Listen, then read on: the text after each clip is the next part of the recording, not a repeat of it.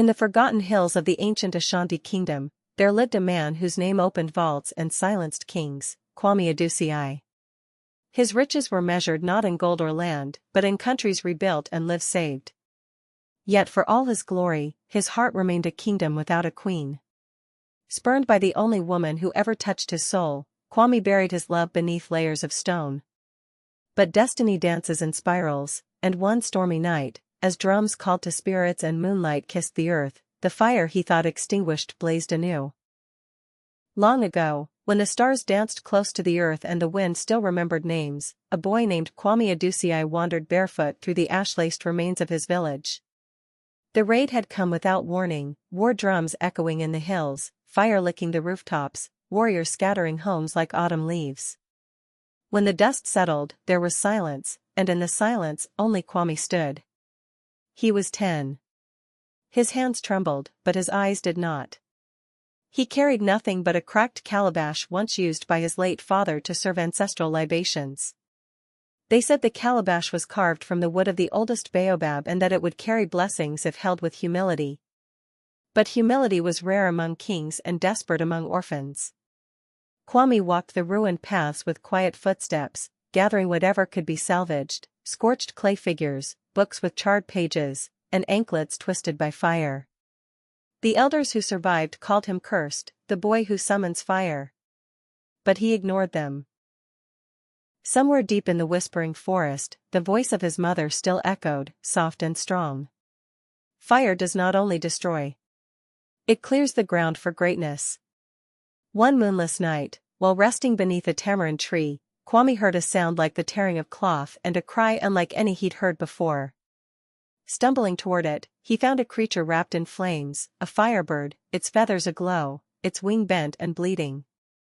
The firebird was a spirit of renewal, a creature of legend that only showed itself in times of great sorrow, or prophecy. Kwame approached it slowly. He did not run. He did not fear. He placed his cracked calabash beside the bird and whispered, "Drink from it, if your flames thirst for peace." The firebird tilted its head, and the flames dimmed. It drank. It healed. And before it flew into the stars once more, it sang a song in a language not spoken but felt. Kwame saw visions, cities of light, towers of green, and children dancing beneath solar moons. And a voice on the wind told him, "You shall build kingdoms with your hands, but your heart will be tested by loneliness. Guard it well, for even fire needs tenderness to glow." From that night, Kwame did not seek pity. He sought knowledge. He traded stories for wisdom, gathered wisdom to build, and built to heal. But beneath every brick and every bridge he crafted, he tucked away one ember of that firebird's breath, waiting, unknowingly, for the day it would blaze again. Kwame Adusei did not grow wealthy overnight. No, his fortune rose like the sun, slow, steady, unstoppable. After the firebird vanished into the heavens, Kwame followed the whispers it left behind, each one hidden in the folds of old songs and elder chants. He walked with traders, learned the patterns of stone and shadow, and one day uncovered what no map had marked, a vein of crystal deep beneath the earth, glowing with the same fire he had once cradled in his palms. With this gift, he forged a new path. In Kumasi, he built energy towers that sang with sunlight. In Bamako, he created floating hospitals that moved like driftwood down mighty rivers. Across the continent, the name Adusei became a lullaby of restoration, echoing through desert winds and jungle drums. They called him the builder of tomorrow, and kingdoms bent at the knees for his blessing. Yet, for all his conquests of commerce and healing, Kwame's heart remained untouched. Not by princesses wrapped in gold nor diplomats cloaked in silk. No suitor stirred him, until the day he entered a gallery in Lagos and saw her. Ekwamensima, the sculptor of dreams. She stood with iron in her hands and lightning in her eyes, carving a wounded lion from a rusted ship hull. Her sculptures danced between beauty and defiance. One showed a child holding a cracked calabash. Kwame froze. His soul remembered. He returned the next day bearing not gold, but stories, offering them like petals. She listened, head tilted like a hawk watching the sun. In time, he gifted her a necklace of sunstones carved by blind artisans, and built an obsidian tower in her honor. Yet, when he stood beneath moonlight with the world watching, offered her his heart and his crown, she answered in a whisper louder than thunder. You build empires with fire, Kwame. But I sculpt with silence. I need a man who lets the clay breathe. The crowd gasped. Cameras clicked. But Kwame bowed his head and smiled. Not from joy. From release. He had given all, and still, it was not enough. So, the builder of tomorrow vanished. No news, no farewell. The cities lost their flame and the hills forgot his name.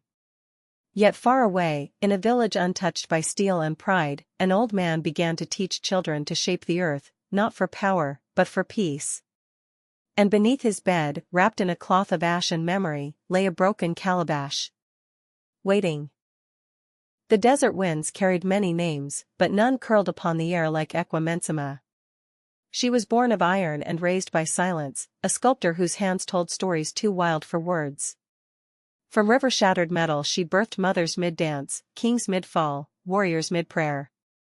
Elders swore that her chisel was gifted by Anansi himself, and her work never begged to be understood, it demanded reverence. In the capital city of La Mesa, her studio was a sanctuary of shadows and heat. Sculptures lined its walls like memories etched in bronze. Kwame Adusei arrived one dawn, not in silk, but in dust. No fanfare followed him, only the weight of his own breath. He stood before a sculpture titled Rejection's Silence, a molten lion with cracked jaws and hollow eyes. He knew this feeling. Equa looked up from her forge, her eyes twin eclipses. What brings a builder here? She asked. A man seeking something he cannot mold, Kwame replied. Days turned to weeks. He brought her pieces of metal from forgotten railways, stories of children dancing beneath towers, the music of wind turbines in broken towns. She gave him stories carved from sorrow. Slowly, a rhythm formed, not of courtship, but of communion. Kwame, the billionaire whose voice had moved nations, found himself wordless beside her furnace. He built her an obsidian tower on the edge of the sea, each stone placed to reflect her firelight. He gifted her a necklace of sunstones, brighter than any crown. On the night of the solstice, with tides roaring like ancestral drums, Kwame knelt before Equa. The stars leaned closer, waiting. His voice trembled, not from fear, but reverence. Equimensima, sculptor of my silence, let me be your clay. The moon paused. The waves held their breath. But Equa smiled, not coldly, not cruelly, just, knowingly. Kwame Adusei, you wear power like gold threads. But love does not come gilded. You give me monuments, but not silence. I sculpt from pain. Yours is still polished. Return when it cracks. Her words rang louder than gongs. The crowd that had gathered faded into hushed disbelief. Kwame bowed, not to plead, but to honor truth. He kissed the earth and stood. By morning, he was gone. The tower remained, untouched. The necklace lay folded inside the lion's mouth. And Equa, she turned back to the forge, chisel in hand, heart aglow, sculpting a firebird with wings of grief. After his disappearance, no one heard the name Kwame Adusei for many seasons. The papers speculated. The kingdoms whispered. Some said he had sailed to the ends of the Nile on a ship made of glass. Others claimed he had turned into the firebird itself and vanished into myth. But none knew the truth. Kwame had gone north, beyond the range of satellite eyes and golden gates, to a place cradled between hills and memory, a forgotten village called Odenabe. Odenabe was a place where moonlight grew thick like honey, dripping across rooftops woven of clay and palm. The people did not need riches. They needed hope. The streams were gentle. The crops were stubborn. The children had laughter, but not stories, no one had time to tell them anymore. Until Kwame arrived. He walked in silence and gave no name, only asked. May I help build where things have broken? They called him Old K. His feet were bare. His shirts were faded. Yet his hands remembered how to craft majesty. He built homes that danced with light, fixed wells that sang clean water, and carved benches where elders could finally rest without aching. He did not speak of the cities. He did not speak of Ekwa. But each night, as moonlight poured over the hills, he sat beneath a fig tree with a stick and drew in the soil. Sketches of towers, temples, firebirds. Children gathered. They asked questions. He answered with shapes. Soon, the children of Odenabe learned to mold the earth. Not for profit, but for peace. He taught them balance, how every building must breathe like a chest, how every window must face both shadow and sun. Architecture, he said one twilight, is not just shelter. It is story. And though his voice cracked, his eyes glowed with a fire they thought lost to old men. One child, named Zola, asked, "Old K, what did your heart build before your hands did?" And Kwame paused. Smiled. "A promise. One I have yet to keep." Though no one knew what he meant, they didn't press. For in the village of Moonlight, pain was respected. Silence was sacred. And healing did not wear a crown, it wore clay on its fingers and songs in its breath. But far away, in a city Ekwa called home, a rumor reached her. That in the mountains, there was a place so beautifully built it could only be the work of the missing builder. And one bench, just one, carried carvings shaped like the necklace she had once returned. And so, she packed her tools. And she followed the moon.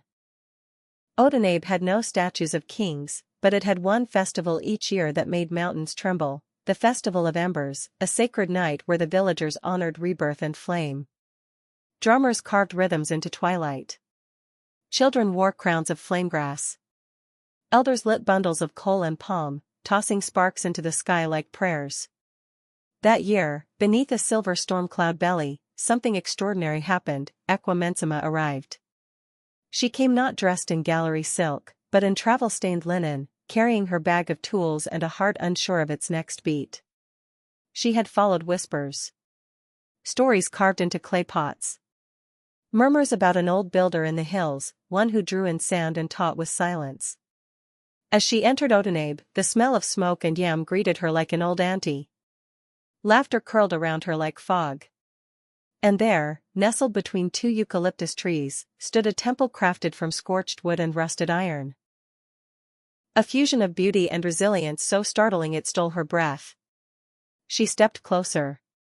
On the western wall, etched in quiet brilliance, was the carving of a firebird mid-flight, its wings cracked but glowing.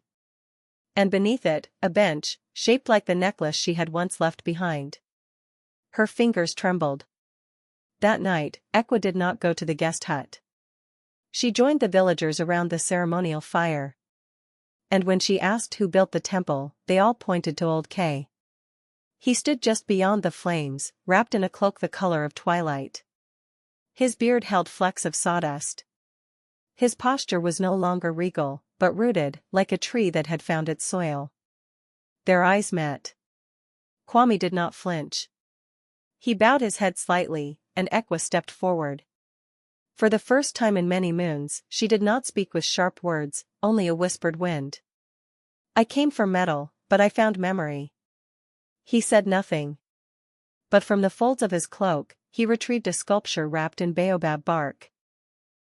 Ekwa unfolded it to reveal a broken firebird made of ash, iron, and molten glass, its chest pulsing with faint warmth. "I tried to build love from steel," Kwame murmured. "It shattered. This is what remains." Ekwa traced the cracks with her fingertips, then took her hammer and chisel. In silence, she worked beside him, welding the broken firebird anew, not as a monument, but as a collaboration between pain and peace. By sunrise, the firebird stood tall once again, its core replaced with a copper coil shaped like a heart. The villagers did not know the full story, but they felt the change. Elders swore the fire burned cleaner that morning. And in the east, a real firebird circled the sky once more. In the heart of Odenabe, where hills curved like sleeping elephants and moonlight touched every rooftop with memory, there stood an ancient baobab tree, tall, gnarled, and silent. The elders believed it had witnessed kingdoms rise and fall, love declared and denied. Yet for as long as anyone could remember, it had never bloomed. Until now. The morning after Ekwa and Kwame sculpted the firebird anew, the village gathered around the tree for prayers. Children played in its shadow, and drummers prepared the rhythm for daybreak. A hush fell as Zola, the curious child with the sharp eyes, called out. "There's something on the tree." Eyes turned. Gasps followed. At the highest branch of the baobab, glowing golden in dawn's light, hung a single blossom, wide as a griot's drum, petals thick as goat hide, pulsing faintly like the firebird's heart. The elders wept. The priests sang. They declared it a sign. The ancestors are watching. A wound has been healed. Kwame and Ekwa stood beneath the bloom, not speaking, only listening. The air around them shifted, not with noise, but with recognition, as if the tree itself had been waiting for this union, for this mending of spirit and silence. Later that day, the village held a council. No throne was built. No titles were given. But in the center of the circle, beside the blossom's fallen petal, Ekwa shared her truth. "I feared love that came wrapped in grandeur. But this man gave me ash and iron. And in those ruins, I saw my reflection." Kwame added, voice steady like carved stone. "I once built cities for applause. Now I build for healing.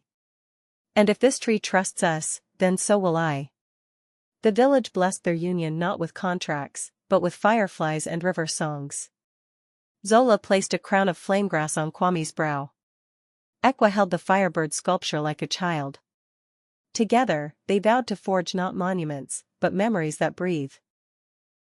That night, as stars stitched stories in the sky, the baobab shook gently, its roots releasing a scent older than history. Another blossom bloomed. Then another. By morning, the whole tree had flowered. Elders swore such a bloom had not occurred in over 300 seasons. And from that moment on, lovers from all corners of the land made pilgrimages to Odenabe, seeking the wisdom of the baobab that remembers love. And in the center of the village stood Kwame and Ekwa, not as legend, but as lesson. That even fire can be gentle, and even stone can yearn. Years passed, and the village of Odenabe bloomed just like the baobab once had. Not with petals alone, but with purpose. Where once there had been silence, now there were stories sung into soil. Where walls had crumbled, new homes stood tall, shaped by love and clay. And at the heart of it all, in a modest courtyard beneath dancing lanterns, lived two souls who turned pain into presents, Kwame Adusei and Ekwa Mensima. They never reclaimed crowns. Never sought headlines. Yet their names were spoken by griots across the continent, passed from drumbeat to lullaby. Not as titans or tycoons, but as teachers, a builder and a sculptor who taught the world to see beauty in what was broken. Each year on the anniversary of the Festival of Embers, villagers gathered to honor the firebird sculpture, now resting inside a dome crafted by Odenabe's children. Kwame would retell his story, not with grandeur, but humility, holding up the old cracked calabash. Its edges smoothed, its center hollow no longer. He'd say, "This held nothing once. Now it holds everything I ever needed." Ekwa, meanwhile, taught metalwork beside the garden. Her students forged bracelets inscribed with ash patterns and hearts shaped like coils. Her sculptures weren't sold in galleries anymore. They were donated to shelters, temples, and schools. Pieces of fire became emblems of healing. Together, they founded the Calabash Collective, a movement of builders and artists from every region, committed to crafting community through broken things. They rebuilt towns ravaged by flood. They sculpted statues of forgotten heroes. They wrote curriculum that taught storytelling alongside mathematics. And in the village square, Zola, now grown and bearing a crown of her own, stood each evening beside the baobab tree and recited the tale of how love found its roots. There once was a boy with nothing but ash and a cracked calabash. He met a woman who sculpted grief. He offered her a world, but she asked for silence. So he built not palaces, but peace. And when she returned, they built something no crown could ever hold. The tree still bloomed. the firebird still glowed. And the legend lived not in what Kwame had once built, but in what he had let himself become, a man who let his heart crack wide enough for light to enter. And so, the story ends not with gold, but with echo. Even the richest soil is born from fire. Even the strongest heart must first break to beat. And even a calabash, once forgotten, can hold the water that heals a world. And so ends the tale of Ash and Ember, a story not of thrones, but of transformation. Kwame Adusei, the fire-forged builder, and Ekwa Mensima, the soul-shaped sculptor, taught the world that broken things carry the most truth. Their love was not born in the spotlight, but in silence, in clay, in a single baobab blossom. It was a union of flame and stone, two forces that once clashed but chose instead to craft a future together. They left behind more than architecture and art. They left behind a legacy, a lesson that healing doesn't come from wealth, but from vulnerability. That power means nothing if it cannot make space for love. And that even a cracked calabash, forgotten and discarded, can one day hold the water that restores a nation. If this story stirred something in you, if you felt the heat of Kwame's passion or the grace in Ekwa's silence, then carry it forward. Build something meaningful, whether in art, community, or your own heart. Share this tale. Embody its spirit. And if you'd like it shaped into a full illustrated book, performance piece, or educational resource, I'd be honored to help bring it to life. Let's pass the calabash, and fill the world with stories that heal.